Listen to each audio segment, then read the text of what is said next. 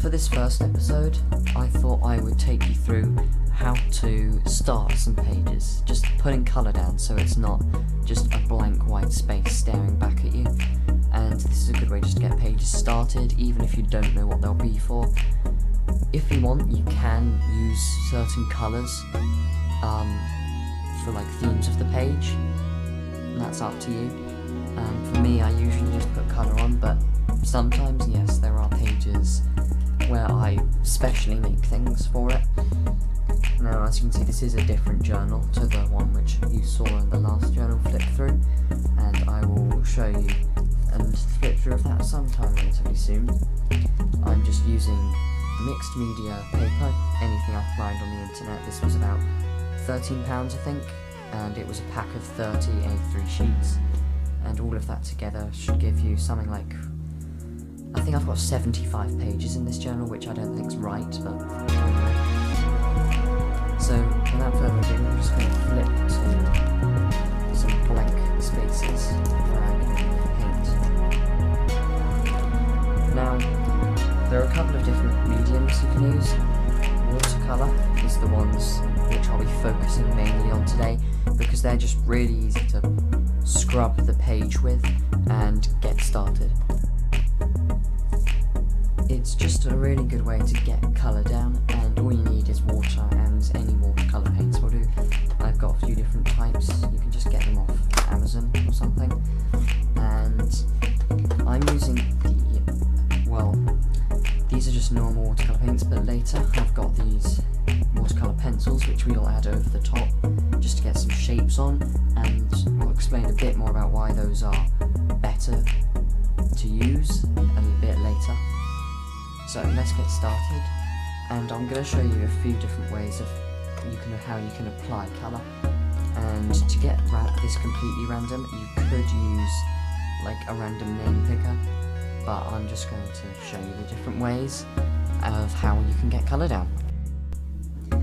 So I've just got a couple of different brushes here with my tissue paper ready, and I'm just going to wet it and just slightly dampen it off. And I'm just going to pick a colour. You can correspond it with the colour on the opposite page, or you can just pick a random one. So I'm going to go with this green, and one of the ways I usually start doing it is just to scrub the paint on the page.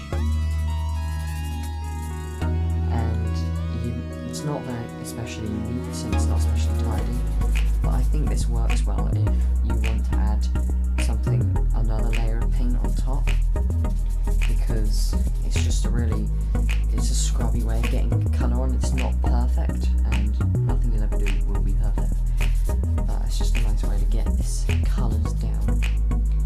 And you don't want to stick with one colour, you can always add in a second colour. So I'm going in with the dark green as well, and I'm just going in the spaces and around it, trying to let those colours naturally bleed together. Make sure you have a clean brush whilst you do this. So there we go. I'm just adding this colour in.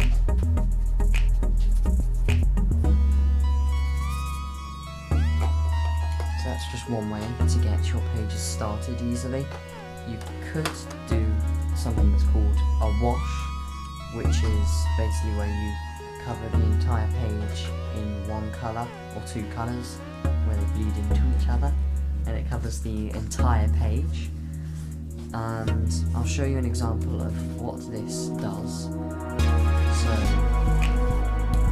at the beginning of my book, I've got this page here, and as you can see, I've scrubbed the paint on, and I've added this layer on top of the face, and that is complete. That's like a wash over the top of the scribble on, and it has a really nice effect of the different layers of paint. Another thing you can do to get the pages started is to splatter the paint on the page.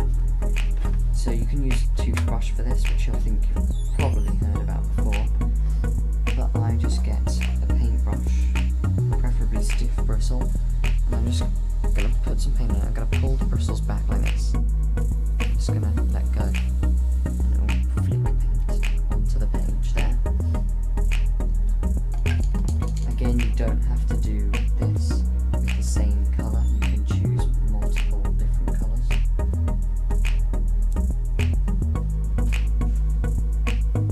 And sometimes it's quite nice to have these just flicking off into the other pages as well. And even if you get these big blobs which you don't like, this is all just part of the process. It's just accidents happen. So that's one way. And another interesting way which you can do is to add, I think, bubble wrap onto the paper, and I will show you how. So you can use different sizes of bubble wrap. I've got this is the only one I can find at the moment. It's big bubble wrap. You can use different types, and it works with any kind of paint you can have. So with the watercolor, you could just get the paint on the brush. This might be a bigger brush if you're using big bubble wrap. I'm just going to put that on top here, like that.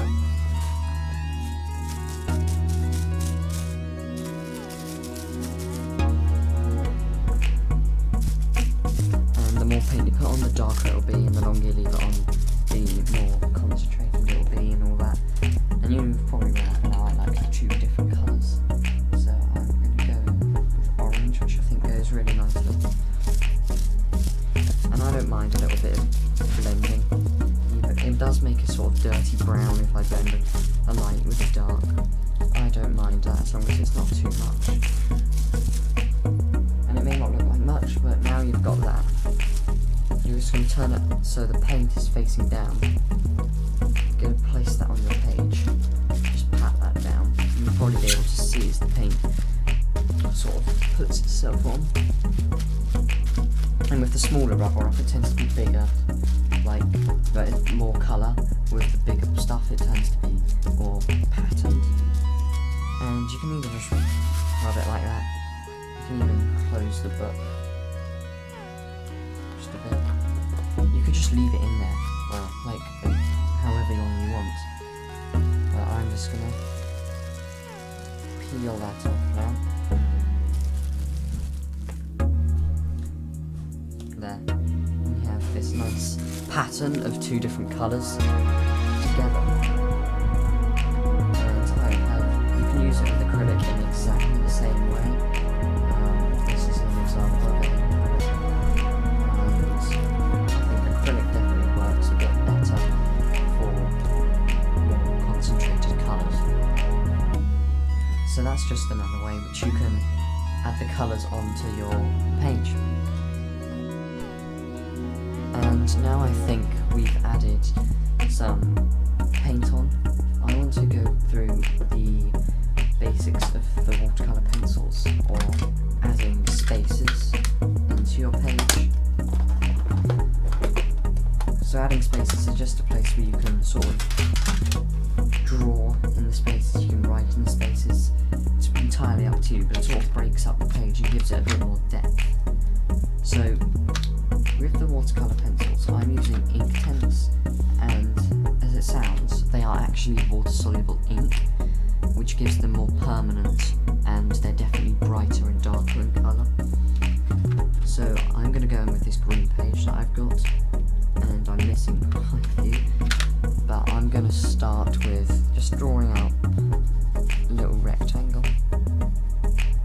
It works best if you would use the dry page for this.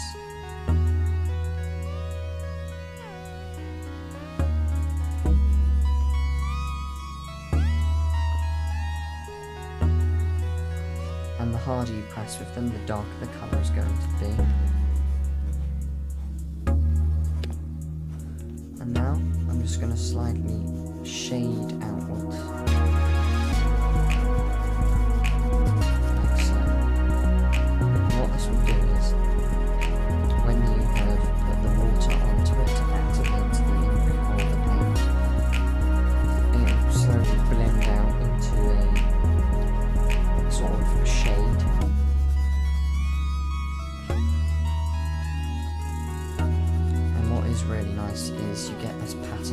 underneath the page, and then you get this sort of darker layer on top, and it's sort of as though you don't even realise the watercolour pencils were there. I'm going to go in with a few more.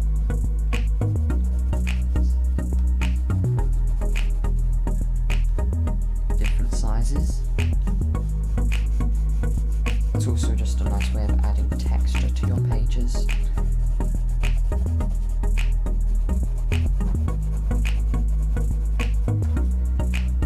Feeling adventurous, you could like do one that's slightly off the page even and leave a gap in between them. It's entirely up to you and your preference.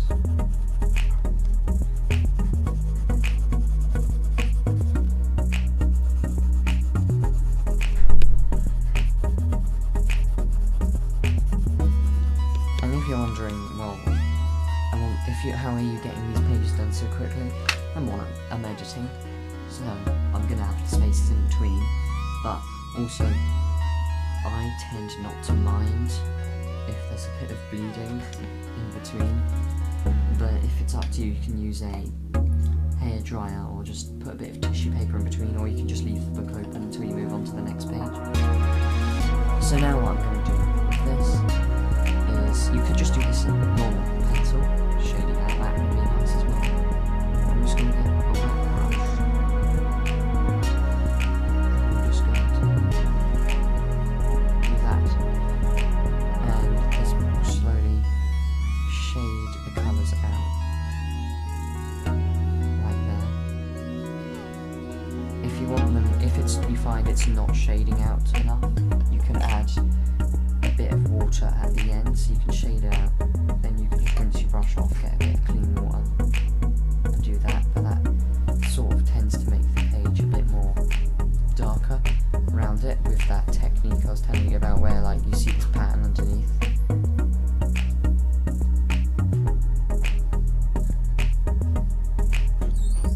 And you don't have to use watercolour, so you could always shade in and out using sort of acrylic paints. Just, you know, you could put the different lines of the darker colours and the lighter colours, and you can just blend them out by using crisscross or circular motions, just slowly blending them together.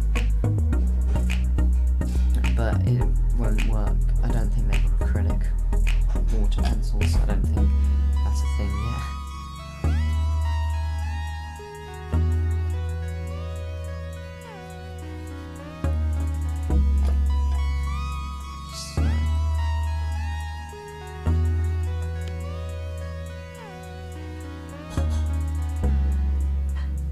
I'm going freehand with my rectangles. You can use any shape you want. You can use like circles or triangles. There's like those wall designs you see. Triangles on. But if you're going for circles, if you don't like wonky stuff, you can always use a stencil. I don't think I have any stencils.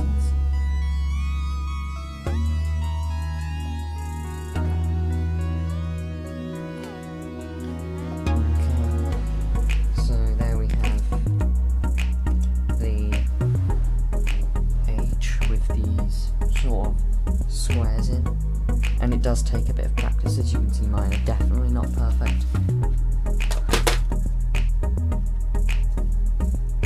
So that's just one way to use these watercolour pencils. The other way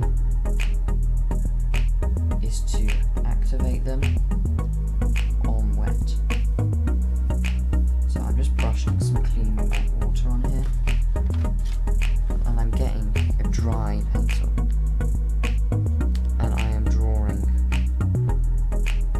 Wet, and it moves very smoothly. As you can see, it's almost like it's become a marker or a pen felt tip.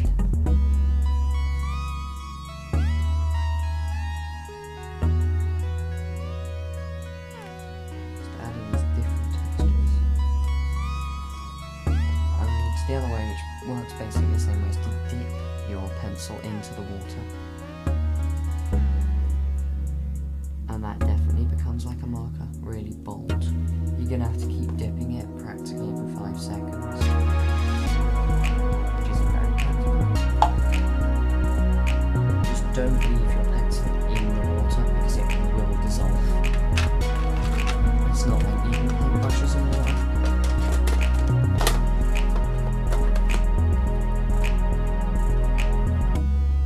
So now we've started with these watercolor techniques of using, just adding spaces, getting the pages started. I'm now going to go in with some acrylics actually, and I'm just going to demonstrate how I can use acrylic paint to achieve some of these effects. So I've got my acrylic paints here, and I'm going to do some gradients across the page. If you want, you can use a palette. I'm just going to put small dots of my acrylics on the page because I'm impatient like that.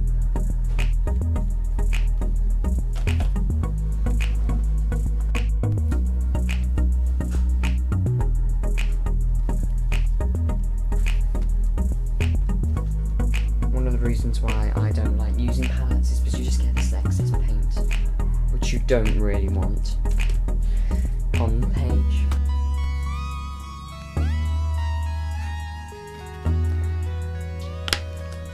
So I'm just going to add some little bits of white onto the end as well.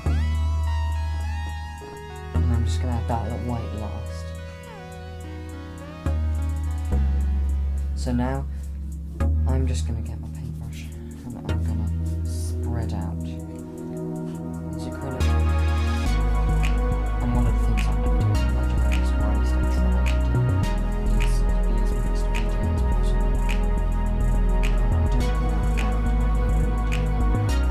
I know that other journalists like Scott, he likes using watercolours a lot, but in his early journals he was experimenting with acrylics quite a bit.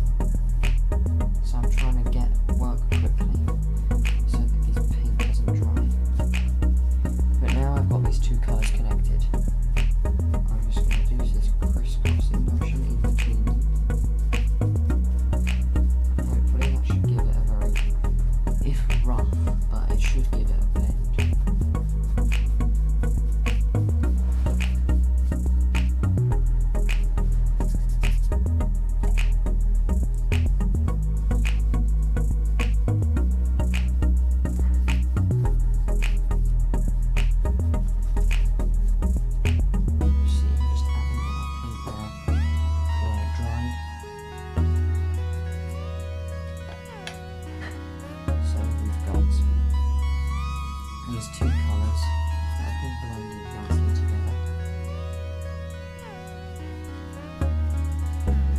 I'll come back once I've finished blending these colours.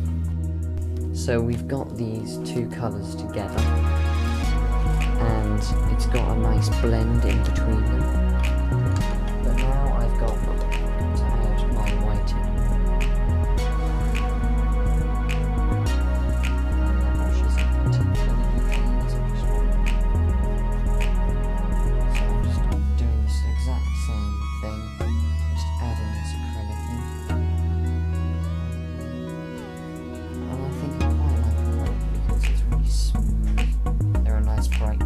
It's more predictable, if harder to manage than watercolour. Some people don't like watercolours because they're really unpredictable, because they bleed everywhere and they go places you don't want, and they, you know, they just run everywhere. They're really runny, and they're water, they're messy, they're easy to spill over. So acrylic is a nice way. It's sort of a drier medium. Thicker, so it makes your journal feel nicer when you're holding it.